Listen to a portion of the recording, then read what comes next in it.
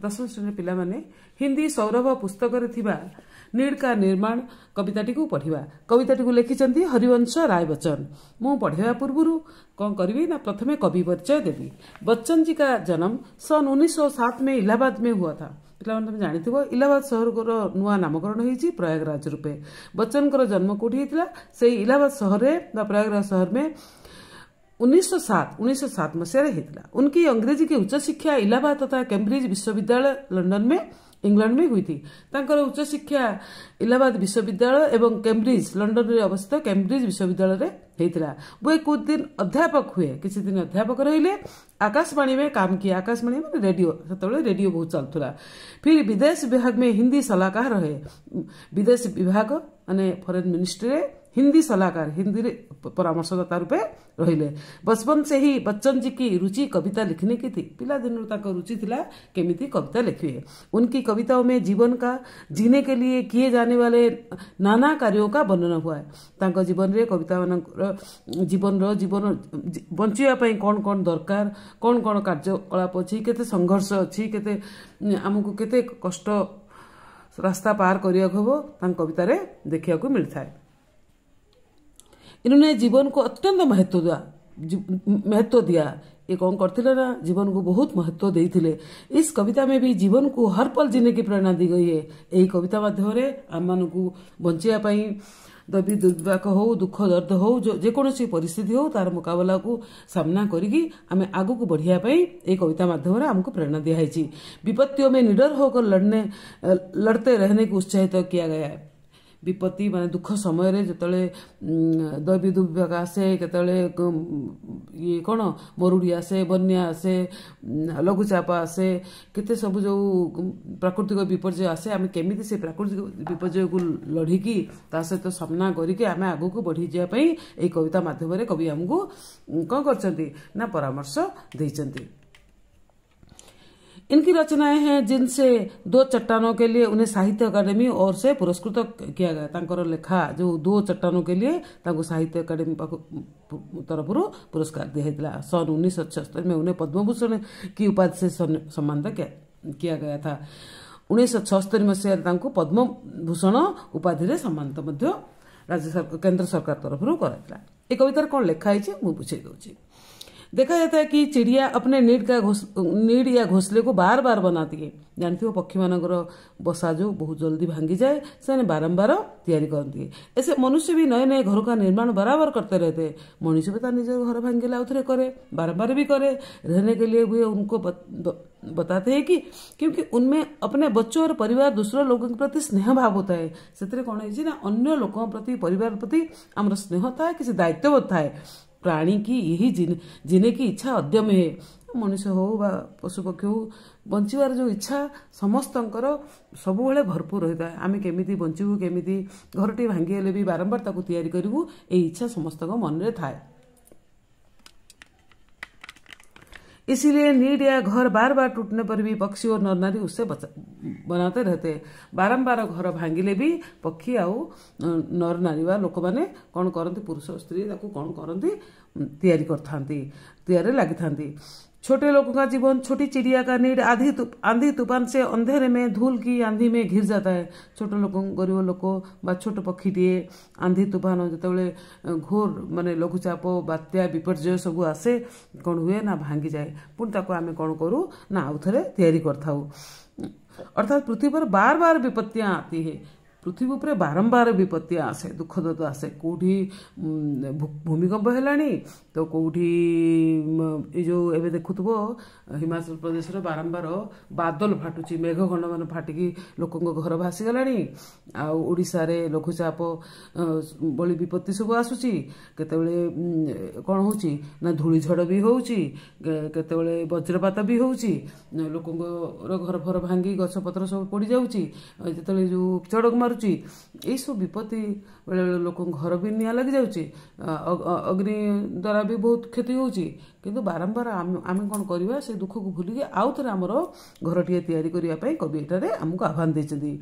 कभी कभी विपत्ति भयानक होती है तो दिन में रात सा अंधेरा हो जाता है, दिनों राति भले हो जाए, रात भी घना अंधकार में डूब जाती है, राति भी बहुत अंधारे पूरा एकदम डरावना व भयानक हो जाए। लगता है कि क्या सवेरा नहीं होगा, लगे कि ये राति पाई बनेगी, सबके सब इतस्तत हो जाते, समस्ते डरिकी पूरा छानिया है रही था। इतने में पूर्व दिशा में हंसती हुई उषा रानी आ जाती है। यही समय पूर्व दिगरु हसी हसी की उषा रानी पड़ी आसे। भयंकर दुख से सुख की यह किरण नए जीवन के लिए प्रेरणा देती है। तापर जो सूर्योदय हुए, जो सूर्य तले आमको उषा माने कौन ना सकाळ, उषा राणी माने सकाळ को कहाई। पूर्व दिगरे जो उषा राणी मुस्कुराते हुई आउ कौन सूर्योदय होता है से आमको बहुत भल लगे, पूरा दिनटा पूरा केमी शांत हो जाए। राति विपत्ति होता है, झड़ तूफान आसता है, सकाळ होला बेलू सब शांति होते है। आमको आउ थे बंचाई आउ थे आगे बढ़ाई ये कवि कहते आम मन में कौन प्रेरणा उत्पन्न करछंती। ये स्नेह और प्रेम का आह्वान है। ये हूँ स्नेह और प्रेम आम परिवार प्रति आम कर्तव्यर आह्वान। जब बड़े तूफान से पृथ्वी काम जाती है, बड़ बड़ तूफान आसिले जमी पृथ्वी कंपी उठे, आ छोट छोट चिड़ियार घर माने पक्षीर घर बा कौन बड़े बड़े पेड़ उखड़ जाते, बड़े बड़े गछ सब मूलरू उपड़ी जाती, उनकी डाल पर घोसले कहाँ उड़कर टूट बिखर जाते हैं। ताको डाल रे जो बसा टिके होता है कोड पूरा एकदम एपट सेपट है नुकसान हो जाता है।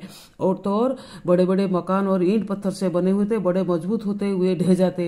देखिए भूकंप आसले तूफान आसले ये सब तले पड़ जाती। उस वक्त छोटी सी चिड़िया नए जीवन की आशा लेकर आसमान पर चढ़ जाती है। ठीक समय कवि कहते सकाळ जो कौन कर गोटे जो झड़ थमी जाए कौन हो पक्षीटे दूर आकाश में उड़ी उड़ी जाऊँगी। विपत्ति से डरती नहीं है, से कहा को डरे नहीं, विपत्ति को बिल्कुल डर नहीं। चाहे जो हो नीड़ का निर्माण फिर करेगी, चाहे जहाँ भी हो जाऊ नीड़ निर्माण आउ थे कर। कुछ मनुष्य भी ऐसे उत्साही होते हैं।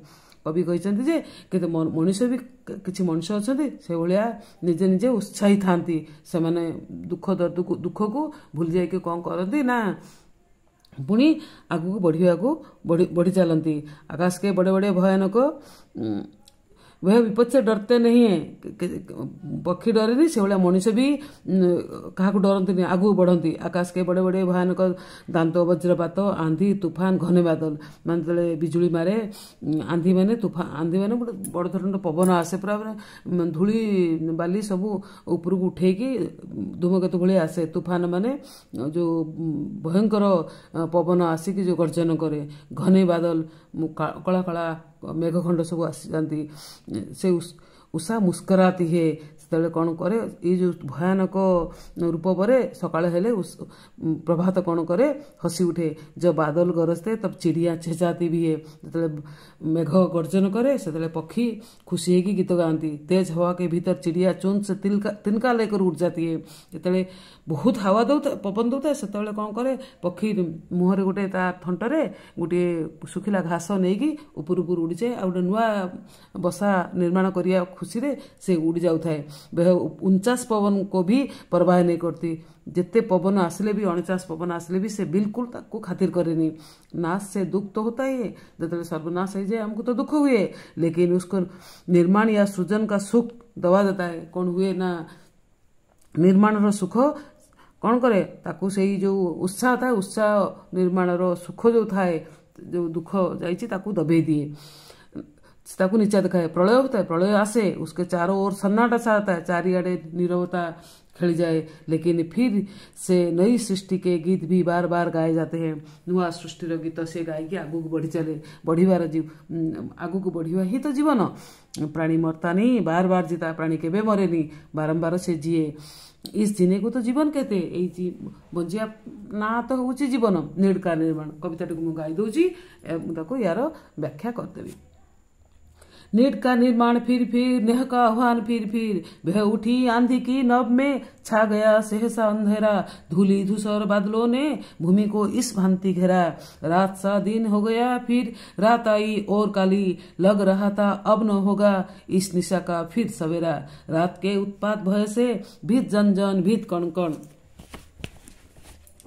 किंतु प्राची से उषा की मोहिनी मुस्कान फिर नीड़ का निर्माण फिर नेह का आह्वान फिर वह चले झोंके के कांपे भीम कायाबान भूधर जड़ समेत उखड़ पुखड़ कर गिर पड़े टूटे बिटवर। हाय तिनको से विनिर्मित घोंसले पर क्या न बीती डगमगाए जबकि कंकड़ ईट पत्थर के महल घर। बोल आशा के विहंगम किस जगह पर तू छिपा था जो गगन पर चढ़ उठा था गर्भ से निज बक्ष फिर नीड़ का निर्माण फिर नेह का आह्वान फिर क्रुद्ध नभ के वज्रदंतों में उषा है मुस्कुराती घोर गर्जन भय गगन के कंठ से खगपंती गाती।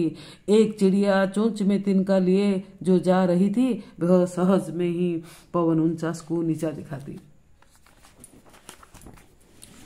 नाश के दुख से कभी दबता नहीं निर्माण का शोक प्रलय की निस्तब्धता से सृष्टि का नवगान फिर नीड़ का निर्माण फिर नेह का आह्वान फिर पिला माने कविता टी तो सुनी लो आउ तार कवि परिचय भावार्थ भी कहली ए कवितार भावार्थ नेक्स्ट वीडियो रे पोस्ट करी। धन्यवाद।